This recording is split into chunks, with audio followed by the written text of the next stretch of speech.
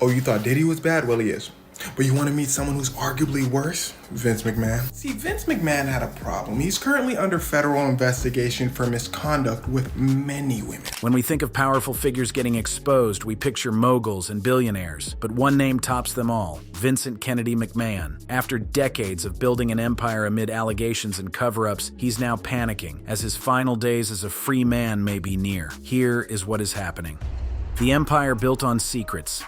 Now, before we dive deep into the rabbit hole of federal investigations, alleged sexual trafficking, and decades of misconduct, let me paint you a picture of just how untouchable this man thought he was. This is a person who literally played himself as a villain on television, a character so twisted, so morally bankrupt, that fans couldn't tell where Vince McMahon the person ended and Vince McMahon the character began. And that's not hyperbole, that's the genuine psychological minefield that wrestling fans have been navigating for years, watching storylines that made them increasingly uncomfortable because they felt a little too real, a little too based in truth. Let's talk about one of those storylines that perfectly illustrates the kind of person we're dealing with here. In the mid-2000s, McMahon created a storyline involving his own daughter, Stephanie McMahon, who also worked for WWE and played herself on television. This wasn't some abstract fictional family. This was his actual daughter, married in real life to wrestler Triple H, and they were actually expecting a child at the time. When his daughter and son-in-law rightfully refused to participate in this deeply inappropriate storyline, McMahon allegedly didn't just accept their decision. According to multiple sources, he then asked if the storyline could involve his son Shane McMahon being the father instead, his own son, the father of his daughter's child, on television, for entertainment. Think about that for a moment. This is a man who was so comfortable with inappropriate, incestuous storylines involving his actual family members that he pitched multiple versions of. And when everyone involved finally shut it down, he still managed to get it on television in the form of promotional materials and backstage segments that hinted at these themes. This wasn't a one-time lapse in judgment. This was a pattern, a window into a mindset that viewed boundaries, propriety, and the well-being of others as merely obstacles to his creative vision. Obstacles that could be negotiated, manipulated, or simply ignored. But here's what makes this even more disturbing. McMahon wasn't hiding this behavior. He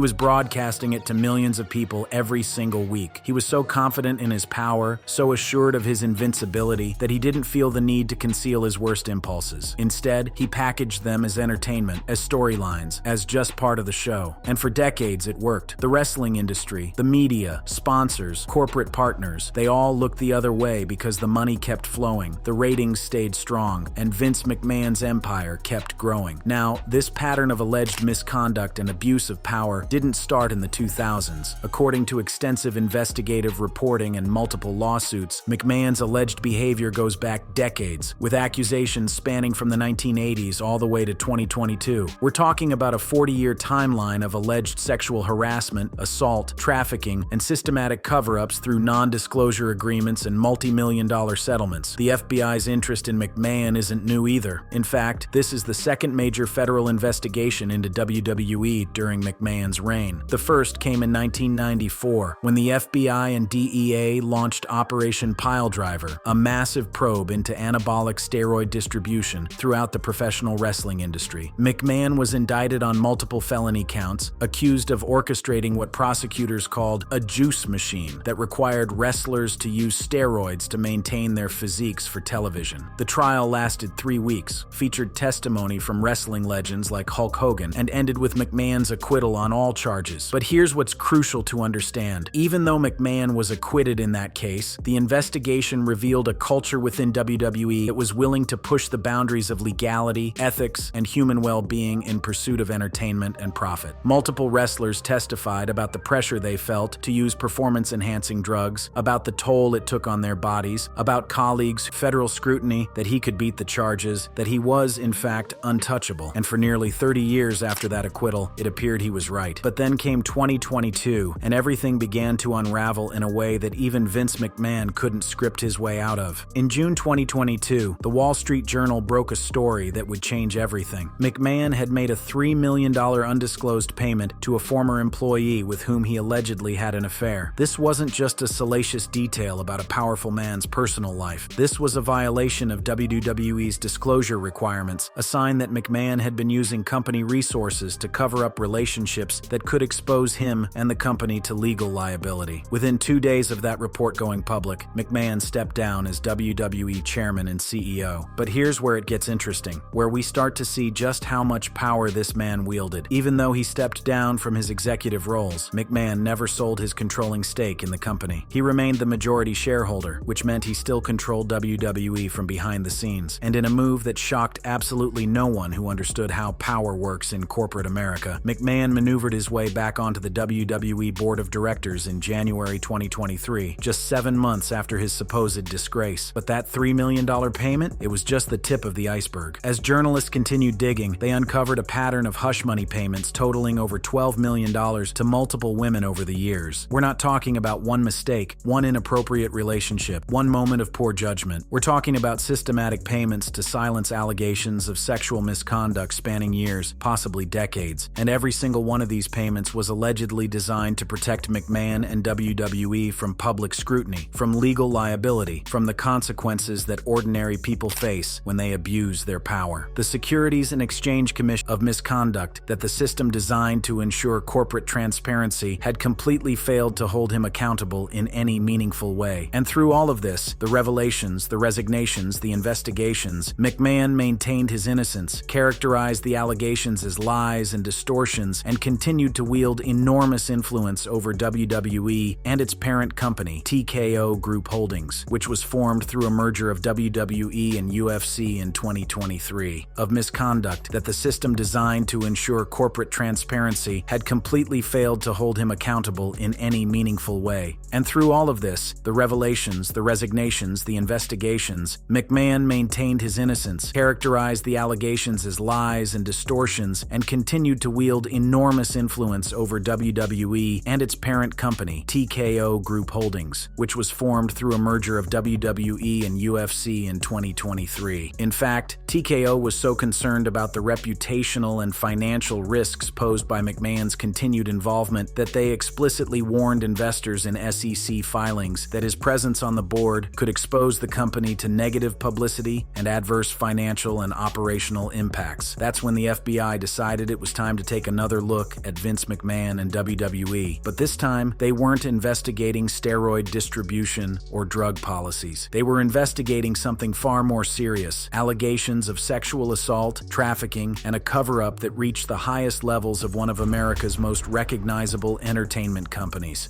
The lawsuit that changed everything on January 25, 2024, a former WWE employee named Janelle Grant filed a federal lawsuit that would finally pull back the curtain on what had allegedly been happening behind the scenes at WWE for years. This wasn't just another settlement negotiation happening quietly behind closed doors. Grant, represented by prominent attorney Ann Callis, chose to be publicly identified, a brave decision given the explicit and deeply disturbing nature of the allegations she was making public. The 67-page complaint, filed in U.S. District Court in Connecticut, read less like a civil lawsuit and more like a criminal indictment, detailing years of alleged sexual abuse, trafficking, and psychological manipulation that Grant claims destroyed her life. Let me be very clear about something before we can. According to the lawsuit, Grant met Vince McMahon in 2019 when they were living in the same building in Connecticut. At the time, Grant was in an incredibly vulnerable position. She had been the full-time caregiver for both of her parents, who had recently died, and the family home had been lost in her parents' bankruptcy. She was grieving, financially struggling, and emotionally devastated. McMahon, according to the complaint, befriended her during this vulnerable time, offered her attention and support, and eventually promised her a role at. According to the lawsuit, Grant met Vince McMahon in 2019 when they were living in the same building in Connecticut. At the time, Grant was in an incredibly vulnerable position. She had been the full-time caregiver for both of her parents, who had recently died, and the family home had been lost in her parents' bankruptcy. She was grieving, financially struggling, and emotionally devastated. McMahon, according to the complaint, befriended her during this vulnerable time, offered her attention and support, and eventually promised her a role at WWE that would help get her life back on track. But there was a catch. Actually, there were many catches, and they all involved sexual coercion and abuse. Grant alleges that from the very beginning, McMahon made it clear that any professional opportunity at WWE would be contingent on a sexual relationship with him. The lawsuit describes a pattern of behavior behavior that allegedly started with McMahon greeting Grant in his underwear at his condominium, pulling her close to him, sharing intimate details about his personal life, and gradually escalating to explicit sexual demands that Grant felt she had no choice but to comply with if she wanted the job she desperately needed. Eventually, Grant was given a position at WWE with the title Administrator Coordinator in the legal department, a role that, according to the lawsuit, was essentially fabricated to keep her accessible to McMahon whenever he wanted. Later, she was transferred to the Talent Relations Department, headed by John Laurinaitis, a former professional wrestler and WWE executive who is named as a co-defendant in the lawsuit. And this is where the allegations become even more disturbing, even more systematic in their depiction of abuse and exploitation. Grant alleges that McMahon didn't just sexually abuse her himself. He allegedly shared sexually explicit photos and videos of her with other men, both inside and outside WWE. According to the complaint, these materials were distributed to This wasn't just sexual harassment or assault, it was trafficking, pure and simple. The lawsuit provides specific, horrifying examples of the alleged abuse. On May 9, 2020, during a threesome that McMahon allegedly arranged, the complaint states that McMahon defecated on Grant's head and then commanded her to continue the sexual encounter with a third person, who turned out to be McMahon's personal physical therapist. The lawsuit alleges that Grant was expected to perform sexual acts at WWE headquarters. This wasn't just sexual harassment or assault, it was trafficking, pure and simple. The lawsuit provides specific, horrifying examples of the alleged abuse. On May 9, 2020, during a threesome that McMahon allegedly arranged, the complaint states that McMahon defecated on Grant's head and then commanded her to continue the sexual encounter with a third person, who turned out to be McMahon's personal physical therapist. The lawsuit alleges that Grant was expected to perform sexual acts at WWE headquarters before work, during work, after work, and that both McMahon and Laurinaitis would allegedly hold her down and assault her despite her pleas for them to stop. The complaint also details the physical and psychological toll this alleged abuse took on Grant. She began experiencing panic attacks, sleep disruption, dizziness, exhaustion, rashes, weight loss, hair loss, and severe migraines. In November 2019, when Grant told McMahon that her doctor believed her symptoms stemmed from trauma and ongoing stress, but then, in what the lawsuit characterizes as an attempt to control the narrative, McMahon insisted that Grant see a physician of his choosing, someone who could be trusted to provide an assessment that wouldn't jeopardize his position or raise red flags about what was allegedly happening to her. One of the most chilling allegations in the complaint involves what the lawsuit refers to as WWE Superstar, a professional wrestler whose identity is not disclosed in the court documents. Grant alleges that McMahon used her as a sexual pawn to entice this wrestler to sign a new contract with WWE. During this period, according to the lawsuit, let that sink in, a billionaire CEO allegedly texting an employee that he considered her an enslaved object that he might sell. If these allegations are true, this is language that echoes the darkest chapters of human history applied to a woman in 21st century America by one of the most powerful men in entertainment. Meanwhile, McMahon allegedly showered Grant with gifts financed by consensual relationship rather than what she alleges was systematic abuse and coercion. Then, in January 2022, everything changed. McMahon told Grant that his wife, Linda McMahon, had discovered their sexual relationship. He informed Grant that her time at WWE was over, but insisted that she sign a non-disclosure agreement to keep everything that had allegedly happened between them secret. According to the lawsuit, McMahon put Grant under immense pressure to sign the consensual relationship rather than what she alleges was systematic abuse and coercion. Then, in January 2022, everything changed. McMahon told Grant that his wife, Linda McMahon, had discovered their sexual relationship. He informed Grant that her time at WWE was over, but insisted that she sign a non-disclosure agreement to keep everything that had allegedly happened between them secret. According to the lawsuit, McMahon put Grant under immense pressure to sign the NDA, warning her that refusing would not only jeopardize McMahon, his family, and the company, but that she would surely become a public headline, suffer reputational ruin, face exposure of the pornographic content McMahon had captured,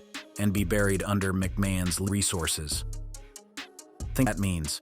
Here's a woman who, according to her allegations, has been sexually abused and trafficked for years by one of the most powerful men in entertainment. She's being told that if she doesn't sign away her right to ever speak about what her, she'll be destroyed. Financially, professionally, personally. she'll become a headline, which in the world meant she'd be portrayed as a homewrecker, a gold digger, a willing participant in consensual rather than a victim of systematic abuse. And if she fights, she'll face full force of McMahon's vast legal resources that had already been used to make allegations disappear for decades. Grant signed the NDA in exchange for payments that McMahon later stopped making. And that McMahon's decision to sing is ultimately what led to this lawsuit being. When the Wall Street reporting in 2022 revealed much money payments to women, McMahon's payments to Grant began to slow down as he dealt with increased and mounting financial obligations to other women. The suit alleges that multiple high-ranking WWE employees knew about the sexual relationship and allegedly committed on Grant at infliction of emotional distress against all defendants. Grant is seeking to have the NDA invalidated, arguing that it was signed under duress and that it's unconscionably broad under Connecticut common law. She's also seeking both compensatory and punitive damages, with punitive damages specifically designed to punish defendants and deter similar conduct in the future. The lawsuit represents not just one woman's quest for justice, but a potentially watershed moment for accountability in an industry that has for inflicted emotional distress against all defendants.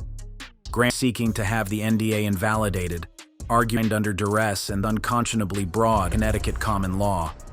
She's also seeking compensatory and punitive damages, with specifically designed to punish defendants and deter similar conduct in the future. The lawsuit represents not just a woman's quest for justice, but a potentially watershed moment for accountability in an industry that has for decades prioritized entertainment value engines over the safety and well-being of its employees. And this lawsuit, these allegations, finally got the FBI's full attention.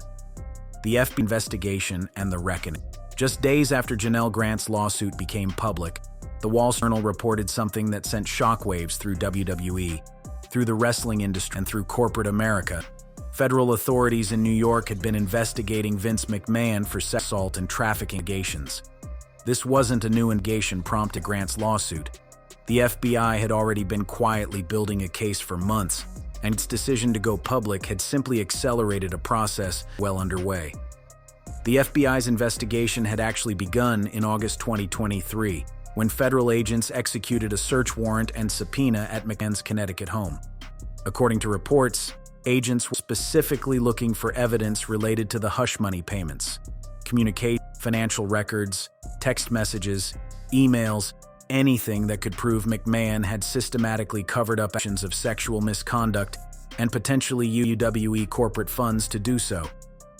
Sources familiar with the investigation described a particular focus on text-based communication, suggesting that McMahon may have tried to evade company audits and internal controls by substantial evidence suggesting criminal conduct, and they needed physical evidence from his residence to complete their case. The investigation focused on several potential federal crimes. First, there was the question of whether McMahon had falsified corporate records to hide the hush money payments, which could constitute fraud. Second, there was the question of whether those payments themselves were structured in a way that violated federal financial reporting requirements. Third, and most serious, there was the question of whether McMahon's alleged conduct violated substantial evidence suggesting criminal conduct. He needed physical evidence from his residence to complete their case. The investigation focused on several potential federal crimes. First, there was the question of whether McMahon had falsified corporate records to hide the hush money payment, which could constitute fraud. Second, there was the question of whether those payments themselves were structured in a way that federal financial reporting requirements. Third, and serious, there was the question of whether McMahon's alleged conduct violated the Trafficking Protection Act of 2000, the same statute that Grant's lawsuit invoked in its civil case. The Trafficking Victims Protection Act is a serious piece of legislation with serious penalties. It's the same law used to prosecute international human trafficking rings, domestic sex trafficking, and cases involving the exploitation of vulnerable individuals for commercial sex acts. For the FBI, investigating McMahon under this statute means they believed there was evidence that he didn't just sexually harass or assault women. He allegedly recruited, enticed into sexual activities, potentially across lines, using fraud, threats, and his position of power. If convicted under the TVPA, McMahon could face decades in prison. But here's where, and where we need to talk about the case of federal investigations and prosecutions. February 2025, reports emerged that the Department of Justice had decided not to pursue criminal charges related to the alleged cover-up of payments. According to sources familiar with the investigation, prosecutors determined there wasn't sufficient proof beyond a reasonable doubt McMahon had intentionally falsified records or structured payments in a way that federal law. This can create doubt in even one juror's mind. Prosecution loses. But, and this is crucial, the investigation into the trafficking allegations remains active. The DOJ's decision not to prosecute the cover-up doesn't affect Grant's civil lawsuit, doesn't prevent other potential criminal charges from being filed, and doesn't mean McMahon is in the clear. In fact, one of the co-defendants in Grant's lawsuit, John Laurinaitis, is reportedly cooperating with federal investigators. When a co-defendant can create doubt in even one juror's mind, the prosecution loses. But, and this is crucial, investigation into the trafficking remains active. The DOJ's decision not to the cover-up doesn't affect Grant's civil lawsuit, doesn't prevent other potential criminal charges from being filed, and doesn't mean McMahon is in the clear. In fact, one of the co-defendants in Grant's lawsuit, John Laurinaitis, is repeatedly cooperating with federal investigators. When a co-defendant flees and agrees to cooperate, that's a sign that prosecutors are building a bigger case against the primary target. In this case, McMahon. Think about what Laurinaitis' might mean. He was there. According to Grant, he participated in some of the alleged assaults. He allegedly witnessed McMahon's behavior, received instructions from McMahon, saw how the system of cover-ups and payoffs worked from the inside.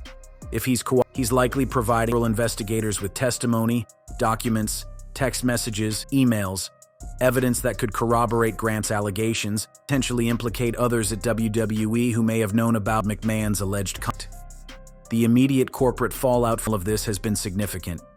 When Grant's lawsuit became public in January 2024, Slim Jim, one of WWE's major sponsors, immediately withdrew their sponsor Royal Rumble event that was scheduled for the next day.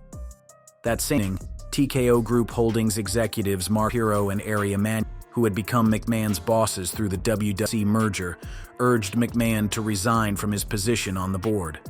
McMahon agreed, issuing a statement claiming he was stepping down out of respect for the WWE universe, while simultaneously denying all allegations and characterizing Grant's claims as lie and a vindictive distortion of truth.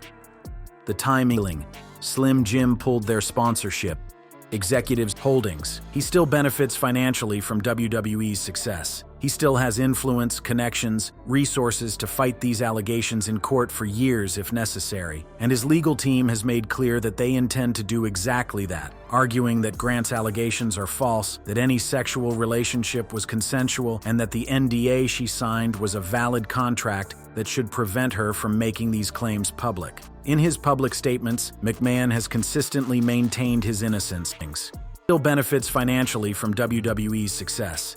He still has influence, resources to fight these allegations in court for years if necessary. The legal team has made clear that they intend to do exactly that, arguing that Grant's allegations are false, that any relationship was consensual, and that the NDA she signed was a valid contract that should prevent her from making these public. In his public statements, McMahon has consistently maintained his innocence, stating, "I stand by my prior statement that Ms. Grant's with lies, obscene made-up instances that never occurred, and addictive distortion of truth. I intend to vigorously defend myself against these baseless accusations and look forward to clearing my name." The defense strategy appears to be straightforward. Deny everything, attack the credibility of the accuser, argue that text messages and other evidence be taken out of context, and that if any sexual relationship existed, it was entirely consensual between adults. McMahon's lawyers likely point to instances where friendly or even flirtatious text messages, arguing that these messages relationship was consensual. The counterargument, of course, is that victims of abuse and trafficking often feel compelled to appease to maintain a facade of participation because they fear the consequences of resistance or believe they have a way out. These are the kinds of he said, she said dynamics that make sexual assault and harassment cases so difficult to prosecute, both legally and civilly. But here's what makes Grant's case different from many others. She's not alone. Grant's lawsuit states that she's filing not just to address her own suffering, but also to act for those who are afraid to speak out. That language is deliberate, and it's powerful. It suggests that there is misconduct. That's 4 women we know about. How many more might there be? How many other settlements were structured differently, hidden more carefully, never discovered by journalists or investigators? How many women accepted payouts, signed NDAs, and moved on with their lives while carrying the trauma of what allegedly happened to them? The pattern here is what's so damning, even without criminal convictions. One allegation of sexual misconduct might be a misunderstanding of conduct. That's 4 women we know about. How many more? How many other settlements were differently, hidden more carefully, covered by journalists or investigators? How many women accepted payouts, signed NDAs, and moved on with their lives while carrying the trauma of what allegedly happened to them? The pattern here is what's so damning, even without criminal convictions. One allegation of sexual misconduct might be understanding, a consensual relationship gone wrong, a regrettable but isolated incident. Allegations start to look suspicious. 3, 4, 5 allegations. Not bad luck, miscommunication. That's a pattern of behavior. And when you combine that pattern with the specific details and with the text messages that allegedly show McMahon referring to as an enslaved object, with claims that he shared explicit materials of her with business potential signees, you're at something that goes far beyond a consensual affair between a powerful man and employee. What we're seeing here is a potential reckoning with alleged abuse enabled by power, money, and a corporate that prioritized success and profitability over the well-being and safety of employees. WWE built an air worth billions of dollars, entertaining millions of fans around the world, create childhood heroes and unforgettable moments. But if Grant allegations are true, that empire was built on the suffering of women who were exploited, abused, trafficked, and then paid off to stay quiet about what happened to them. The wrestling industry itself has had to confront these realities. Fans who grew up watching Vince McMahon play the villain on television now have to grapple with the possibility he wasn't acting at all, that the cruelty, the manipulation, the abuse of power they saw on screen was just a sanitized, used not just to protect trade secrets or business strategies, but to silence victims of alleged abuse. It's about how difficult it is for ordinary people to seek justice against the wealthy and powerful, even when they have evidence, even when they have witnesses, even when they're telling the truth. The FBI investigation continues, Grant's civil lawsuit continues, and more information continues to emerge about McMahon's alleged conduct, about WWE's alleged knowledge and complicity, about the full scope of what may have been happening behind the scenes of one of America's most beloved forms of entertainment. So where does this leave us? Vince McMahon remains a free man, retains his innocence, and has the resources to fight these allegations for as long as it takes. Janelle Grant continues to pursue her lawsuit, continues to face cross-examination and scrutiny of every aspect of her claims, continues to live with the trauma of what she alleges happened to her. The FBI continues its investigation, building a case that may or may not result in criminal charges, and WWE continues to entertain millions of fans around the world, trying to distance itself from its founder's alleged conduct, while simultaneously benefiting from the empire he built. What we can say with certainty is this: the era of Vince McMahon operating in the shadows, using NDAs and settlements to make problems disappear, facing no real consequences for decades of alleged misconduct, that era appears to be over. Whether it ends in criminal convictions, civil judgments, complete vindication, or something in between remains to be seen. But the investigation itself, the lawsuit itself, the public attention itself, represents a form of accountability that McMahon managed to avoid for most of his career. And for those who say innocent until proven guilty, you're absolutely right. McMahon deserves a fair legal process, deserves the opportunity to defend himself, deserves the presumption of innocence in a court of law. But that doesn't mean we ignore the allegations, doesn't mean we dismiss the accusers, doesn't mean we pretend that patterns of behavior don't matter. The legal system will determine McMahon's guilt or innocence on specific charges. The rest of us get to look at the totality of the evidence that's become public and draw our own conclusions about the kind of person he is and the kind of empire he built. This story is far from over, but one thing is clear. Vince McMahon, the man who spent decades telling everyone exactly who he was through his on-screen character, may have finally been believed. That brings us to the end of this story. For more interesting videos like this, click on the cards on your screen.